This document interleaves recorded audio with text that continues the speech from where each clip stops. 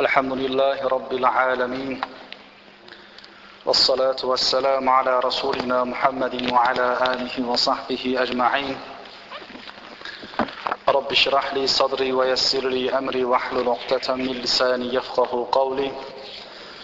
Subhaneke la ilme lena illa ma allamtana inneke entel alimul hakim. Subhaneke la fehme lena illa ma fehhemtena inneke entel cevvadul kerim. Sallu ala Resulina Muhammed. Sallu ala şefi'i zunubina Muhammed. Sallu ala tabibi kulubina Muhammed. Möhtərəm Müslüman qardaşlar, keçən həftə cümə söhbətimizdə qiyamətdən bəhs edirdik, dünyanın sonundan bəhs edirdik və qeyd etdik ki, qiyamətin nə zaman qopacağını Allahdan başqa heç bir kimsə bilə bilməz. Qiyamətin nə zaman qopacağı bilgisi qeyblə əlaqəli bir bilgidir. Qeybləri isə bilən yalnız Allah-u Teala'dır. Və dedik ki, qiyamət mənzərəsi çox dəhşətlidir. Qiyamət mənzərəsi haqqında Qur'an-ı Kərimdə bir çox surələr, ayələr mövcuddur. Qiyamət mənzərəsindən bəhs etdik. Heç bir zəlzələ qiyamətə də bənzəməz. Bəlkə kiçik qiyamət deyə bilərik, amma yenə də qiyamət deyil. Qiyamət olduğu zaman bütün yeryüzü, bütün dünya dağılacaqdır. Kainatda olan nizam-intizam pozulacaqdır. Və qiyamətin qopması haqdır. Və bir gün gələcəkdir, hər şey məhv olacaq, dağılacaqdır. İnnəs-sə'ətə ətiyətun deyir Allah-u Teala Taha surəsi 15-ci ayədə. Həqiqətən qiyamət mütləq gələcəkdir. Qiyamətin gəlməsində şübhə yoxdur. Dünyanın sonu olacaqdır. Və qeyd etdik ki, bunu əslində ağlı başında olan hər bir kəs qəbul edir. Bugünkü elm də bunu təsdiqləyir ki, dünya nə zamansa dağılacaqdır. Günəş nə zamansa öz işığını itirəcəkdir. Sadəcə olaraq aradakı fərq nədir? Biz bunun adına qiyamət deyirik, onlar dünyanın sonu deyir və ya dünyada nizam-intizamın pozulması deyir. Yəni, hər bir kəs, hər bir elm sahibi, ağlı başında olan hər bir alim də bu mövzuda ixtisaslaşan, mütəxəssis alim də dünyanın sonu olacağını qəbul edir. Nə zamansa dünya dağılacaqdır. Amma bunun nə zaman dağılacağını Allahdan başqa heç kimsə bilə bilməz. Baxın, Əl-Əraf surəsi 187-ci ayədə Allah-u Teala buyurur. Sənə qiyamətin nə vaxt qopacağını soruşurlar. De ki, onun məlumatı ancaq Rəbbimin qatındadır. Onu vaxtında o Allah ortaya çıxaracaqdır. De ki, onun məlumatı nə zaman qopacağı məlumatı yalnız Rəbbimin qatındadır. Zamanı, vaxtı gələndə Allah-u Teala qiyaməti qoparacaqdır. Demək ki, ta bunu Peyğəmbərimiz sallallahu aleyhi və səlləmin zamanında da insanlar bu sualı qiyamət nə zaman qopacaqdır, dünyanın sonu nə zamandır deyə bu sualı veriblər. Bugün də həmin o insanlar o sualı verirlər. Yenə başqa bir ayədə Allah-u Teala buyurur, şübhəsiz ki onlar, yəni kafirləri qəsd edir burada, o əzabın reallaşacağı qiyaməti uzaq görürlər. Biz isə onu yaxın görürük. Allah-u Teala qiyamətin vaxtını bildirməməklə birlikdə onun yaxın olduğunu xəbər verməkdədir bu ayədə. Və kafirlər əslində qiyaməti özlərindən uzaq görürlər. Əslində isə qiyamət düzdür, vaxtını Allah bilir, nə zaman qopacağını Allah bilir, amma hər zaman qopa bilir. Qiyamət hər zaman, hər an qopa bilir. Biz əsasən nə deyirik? Deyirik ki, qiyamətin kiçik və böyük əlamətləri var. Kiçik əlamətləri çıxıbdır, böyük əlamətləri hələ çıxmayıb. Demək ki, qiyamətdə hələ çox var, deyirik. Xeyr. Bəli, kiçik əlamətləri çıxıb. Amma o böyük əlamətləri də bir anın içərisində çox uzun vaxt keçmədən çıxa bilər, qiyamət qopa bilər. Onun üçün, yəni, indi mətbuatda, mediada belə bir xəbər gedir, Maya təqviminə görə 21 dekabrda dünya dağılacaq. Əslində, bəlkə daha da tez dağıldı, nə bilirsin? Bəlkə 21 dekabrdan da daha büyük qiyamət qopdu. Allah bilir, yəni onun, yəni 21 dekabrında dünya dağılmayacaq, bu boş söhbətdir demək, 21 dekabrdan daha tez qiyamət qopmayacaq demək deyildir. 21 dekabrdan da tez qopa bilir. Allah bilir yəni. Onun üçün İqtarabatis-sa'a deyə bir ayə var. Qiyamət yaxınlaşdı. Qiyamət yaxınlaşdı. Təkrar edirəm, qiyamətin nə zaman qopacağını Allah bilir, amma bu o demək deyil ki, qiyamət bizə uzaqdır.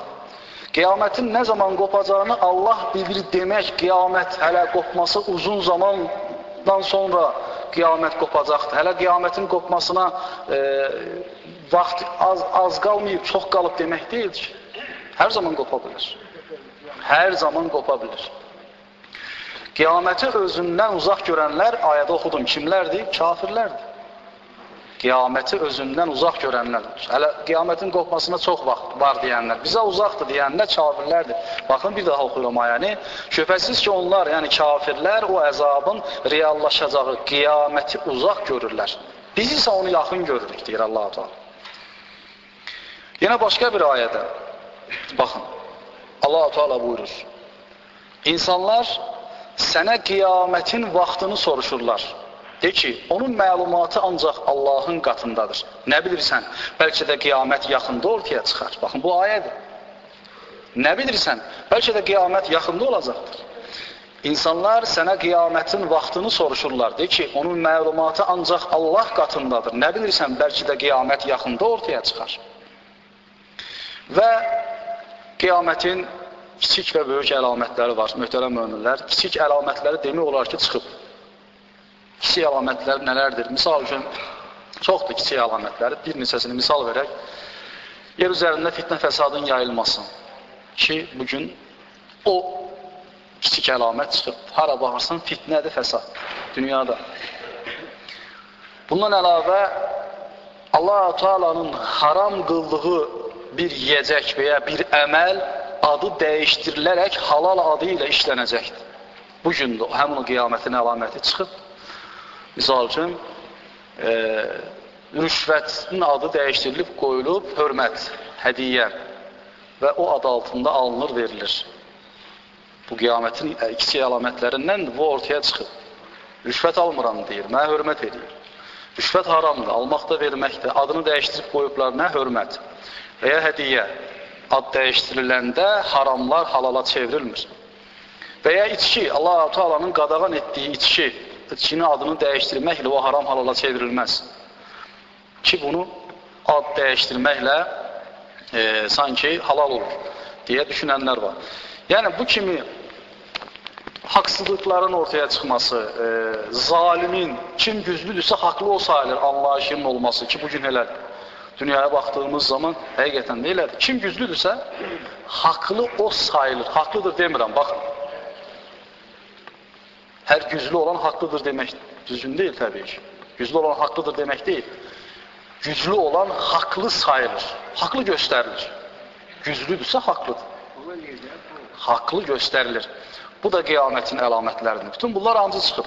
Böyük əlamətləri nələrdir? Böyük əlamətləri də, möhtərəm möminlər, misal üçün, günəşin şərqdən deyil, qərbdən çıxması. Yəni, Peyğəmbərimiz sallallahu aleyhi və səlləmin hədisi var. Lə tə'tikumus-sa'atu hatta tədlu'aş-şamsu min məğribihə. Günəş batdığı yerdən çıxmadıqca qiyamət qopmaz. Günəşin batdığı yerdən çıxması, yəni şərqdən deyil, qərbdən çıxması artıq bu dünyada olan nizam və intizamın, kainatda olan nizam və intizamın pozulması deməkdir. Və nizam və intizamın pozulması demək, qiyamətin qopması deməkdir. Bu böyük əlamətidir.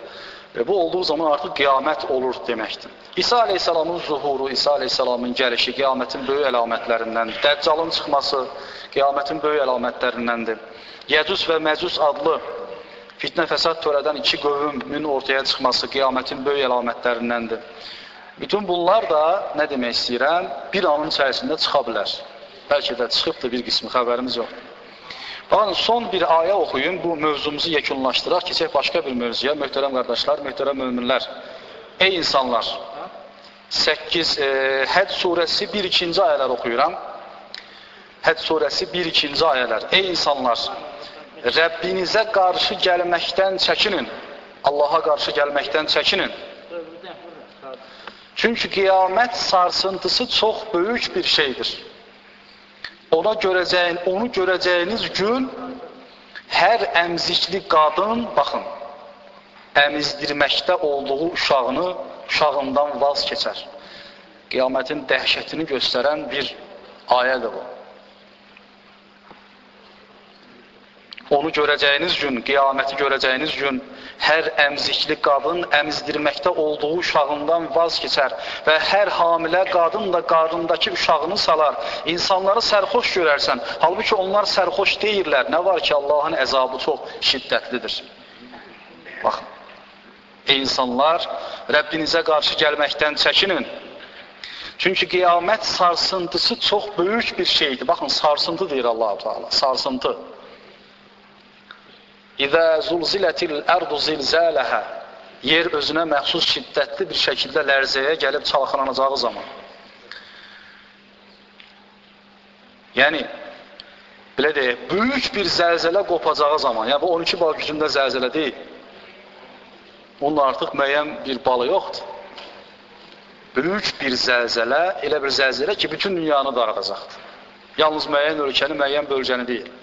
Ey insanlar, Rəbbinizə qarşı gəlməkdən çəkinin, çünki qiyamət sarsıntısı çox böyük bir şeydir.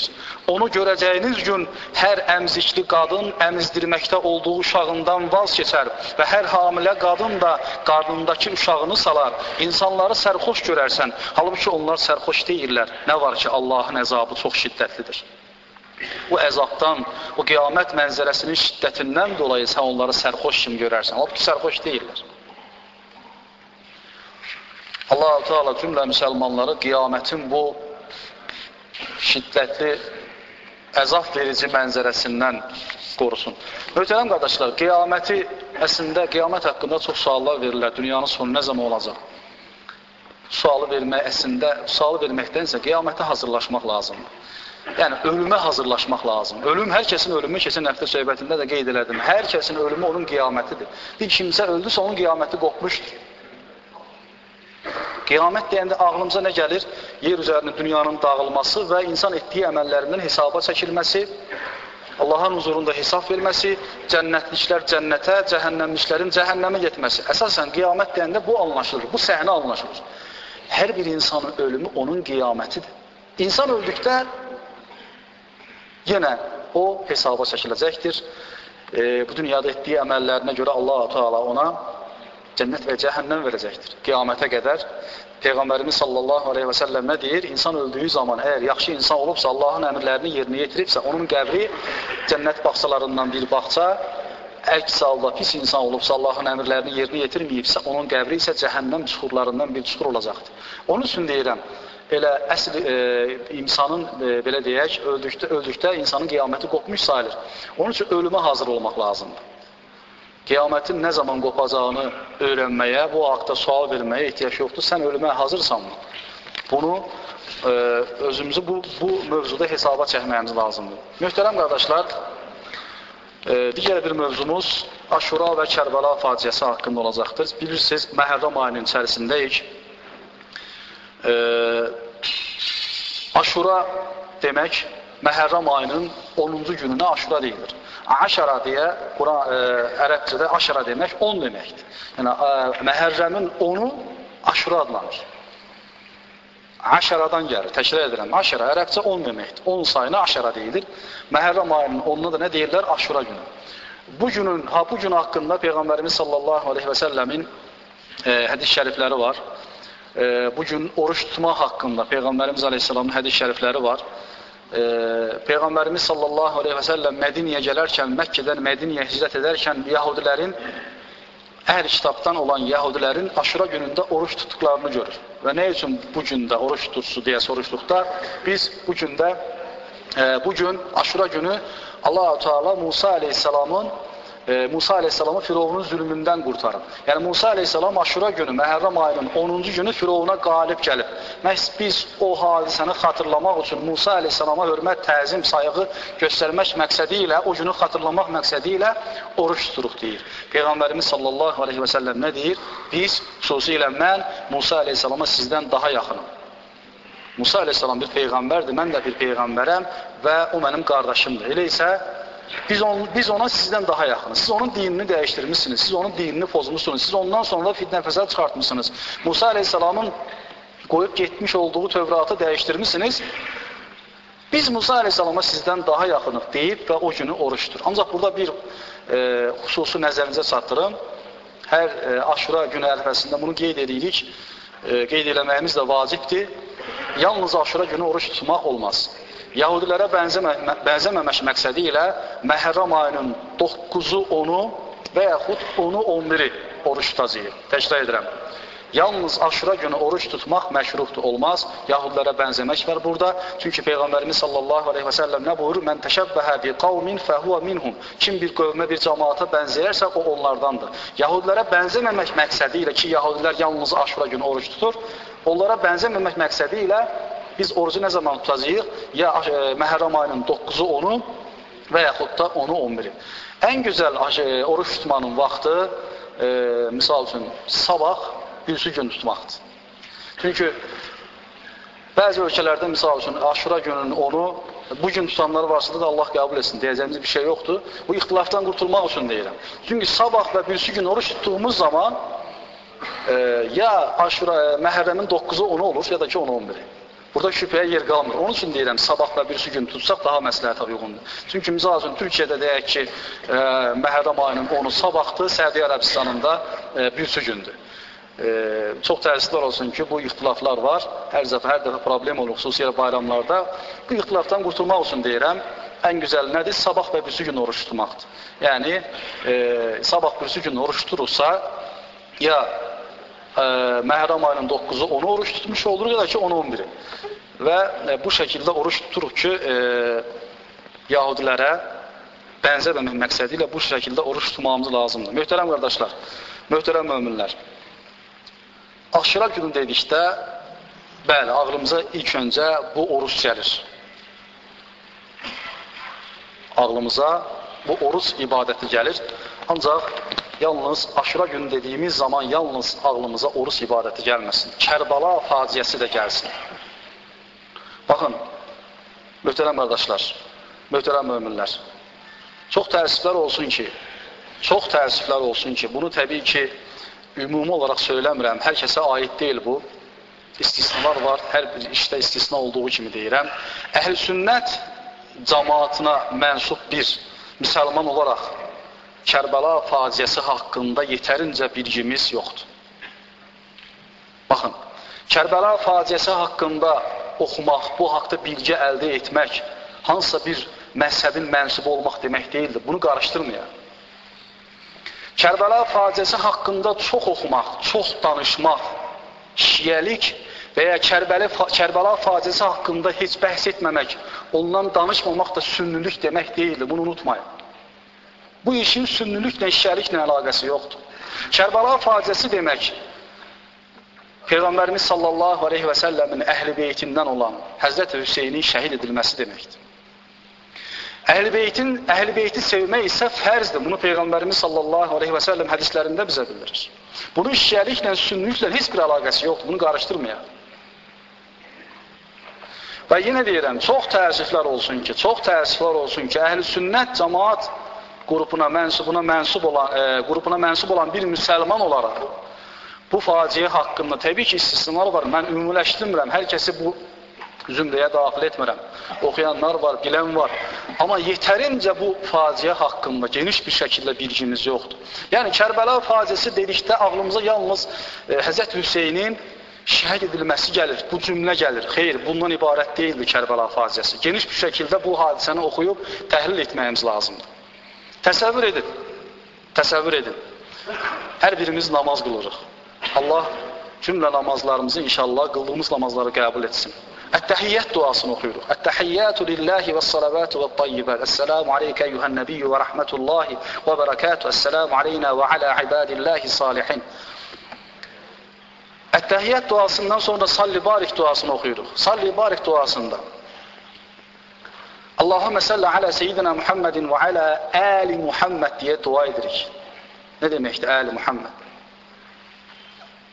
Peyğəmbərimizin əhl-i beytinə dua edirik. Hər namazda xəbəriniz varmı sizin? Peyğəmbərimizin əhl-i beytinə, yaxınlarına, Həzrəti Həsənə, Həzrəti Hüseynə, Həzrəti Fatimiyə dua edirik biz hər namazda. Və Peyğəmbərimiz buna bizə əmr edib, bu şəkildə namazda dua edin. Mənim əhl-i beytimə, ev xalqıma dua edin. Və həmin o dua etdiyimiz Həzrəti Hüseyn Kərbəlada şəhid edilib, vəhşicəsinə şəhid edilib. Onunla birlikdə və 6 aylıq Süd-Əmər körpəsi ilə birlikdə 72 nəfər vəhşicəsinə şəhid edilib. Bu hadisəni biz necə unuda bilərik? Və təbii ki, bu hadisə demək, Kərbəla hadisəsini xatırlamaq demək, onu qeyd etmək demək, zəncir vurub qan çıxartmaq demək deyildir. Təbii ki, bu da olmaz. Bu şəkildə yad etməkdən söhbət getmir. Ancaq biz bəzən Kərbəla hadisəsi dediyimiz zaman ağlımıza zəncir vurub qan çıxartmaq gəlirsə, o bir tərəfdən Kərbəla hadisəsini biz özümüz də tamamilə unuduruq. Heç ondan bəhs etmirik. Heç onu oxumuruq, xatırlamırıq. Bizdə də problemlər var. Kimsə zəncir vuraraq qan çıxardırsa, bunu qınayırıq, amma özümüz o xəbərdən, o hadisədən, o faciədən yetərincə xəbərimiz yoxdur. Açıb oxumuruq kitabları. Və ya oxumursuqsa, heç olmazsa ildə bir dəfə təkrar oxuyaq, xatırlayaq bu hadisə necə baş verib. Bu yöndə çox təəssüflər olsun ki, problemimiz var. Möhtərəm qardaşlar, məni inşallah düzgün başa düşün. Həzrəti Hüseyin Əhl-i Beytdəndir və Həzrəti Hüseyni sevmək imandandır. Həzrəti Hüseyni sevmək, Əhl-i Beyti sevmək fərzdir. Çünki Peyğəmbərimiz sallallahu aleyhi və səlləm buna bizə bildirir. Baxın, bu barədə çox hədis şəriflər var. Peyğəmbərimiz sallallahu aleyhi və səlləm buyurur, dünyanın 2 çiçəyi ahirətdə də cənnətdəki uşaqların əfəndiləri deyib, Həzrət Həsən, Həzrət Hüseyni, Peyğəmbərimiz sallallahu aleyhi və səlləm. Həzrət Həsən, Həzrət Hüseyin haqqında nə deyir Peyğəmbərimiz? Dünyanın 2 çiçəyi ahirətdə də cənnətdəki uşaqların əfəndiləridir deyir. Həmin o 2 çiçəyin biri Həzrət Hüseyin əleyhissalam, Həzrət Hüseyin Kərbalada şəhid oldu. Allahım, yenə Peyğəmbərimiz sallallahu aleyhi və səlləm buyurur, Allahım, mən onları sevirəm. Əhl-i Beyti haqqında, Həzrət Həsən, nəvələri Həzrət Həsən, Həzrət Hüseyin haqqında söyləyir bunu. Allahım, mən onları sevirəm, sən də onları sev. Deyə dua edərmiş. Allahım, mən onları sevirəm, sən də onları sev. Həsən və Hüseyin, Tirmizidə keçən bir hədis şərifdir bu. Həsən və Hüseyin cənnət əhli gənclərin ilk seyyidləridir, əfəndiləridir, böyükləridir. Əhl-i Beyt haqqında nəinki hədislər, ayə belə vardır. Uca Allah buyurur, Əl-Əhzab surəsi 33-cü ayədə. Ey Əhl-i Beyt, yəni ey Həzrət Həsən, ey Həzrət Hüseyin, Həzrət Fatimə, Həzrət Əli, Peyğəmbərimiz sallallahu aleyhi və səlləmin ailəsi, ey Əhl-i Beyt, Allah sizdən çirkinliyi, günahı yox etmək və sizi tərtəmiz, pak etmək istəyir. Bu ayədir. Əl-Əhzab surəsi 33-cü ayə. Məhz bu Əhl-i Beytdən olan Allah-u Teala çirkinliyi, günahı yox etmək istədiyi, pak etmək istədiyi Əhl-i Beytdən olan Həzrət Hüseyin Kərbalada şəhid edilir. Və necə şəhid edilir? Vəhşicəsinə şəhid edilir. Başı kəsilir. O baş ki, Peyğəmbərimiz sallallahu aleyhi və səlləm onu bağrına basıb öpmüşdür. O baş kəsilir. Amma biz bu hadisəni nədənsə çox az xatırlayırıq, çox az yad edirik və heç xatırlamaq istəmirik.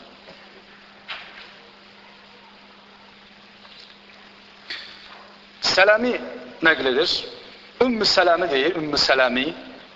Bu hədisi nəql edən Sələmidir. Ümmü Sələmə isə Peyğəmbərimiz sallallahu aleyhi ve sellem həyat yoldaşlarından birisidir. Ümmü Sələməni deyir, ağlayan halda gördüm. Tirmizidə keçən bir hədisdir bu. Ümmü Sələməni ağlayarkən gördüm deyir.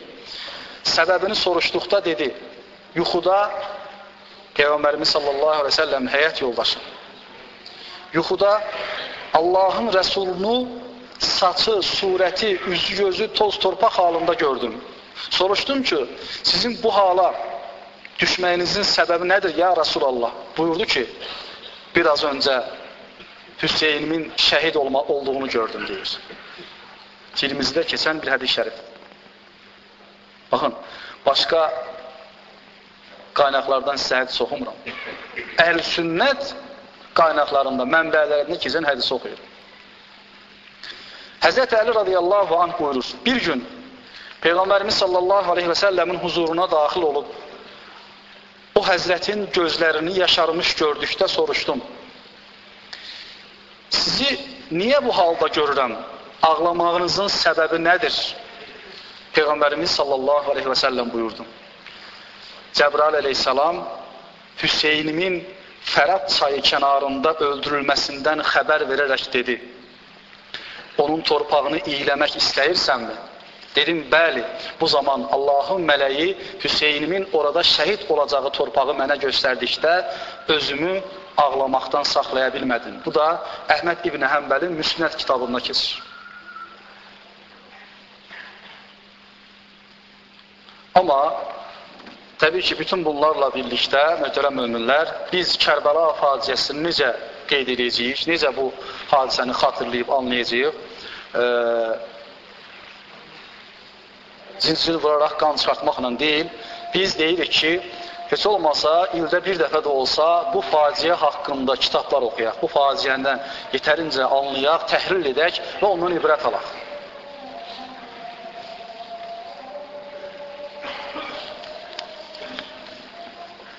İnşallah ki, heç olmasa bu Kərbəla faciəsi haqqında yetərincə bilgisi olmayan qardaşlardan söhbət gedir. Və yalnız Kərbəla faciəsi dediyimiz zaman yalnız ağlımıza, bir çoxlarının ağlına bu gəlir. Bir cümlə gəlir. Vəssalam. Nə? Həzrət Hüseyin Kərbəlada şəhid edilir. Vəssalam. Başqa bildiyimiz heç nə yox. Xeyr, bu demək deyil, Kərbəla faciəsini anlayıb, oxumaq və onu təhlil edib, ondan ibrət almaq bundan ibarət deyil. Başdan sona kimi bu barədə Allah üçün kitablarımız var, İslam tarixi kitablarımız var, bizim kitabxana var burada, gəlin, alın, oxuyun. Başdan sona kimi bu hadisə necə baş verdi? Niyə? Həzrət Hüseynin başı niyə kəsildi? Həzrət Hüseyinlə birlikdə 6 aylı Südəmər körpəsi və 72 nəfər niyə o Kərbala çöllərində susuz saxlanıldı və daha sonra şəhid edildi? Niyə? Səbəb nə idi? Kimlər şəhid etdi? Niyə etdi? Bunu bilmək üçün asıl oxumaq lazım. Onun üçün inşallah gec deyil, nə qədər ki bilmirik, inşallah gec deyil, açıb oxuyaq. Bu barədə kitablarımız yetərincə var. Açıb oxuyaq və inşallah təhlil edək, bu hadisədən ibrət götürək, ibrət alaq. Allah-u Teala cümləmizdən razı olsun. Lillahi Teala'l-Fatiha.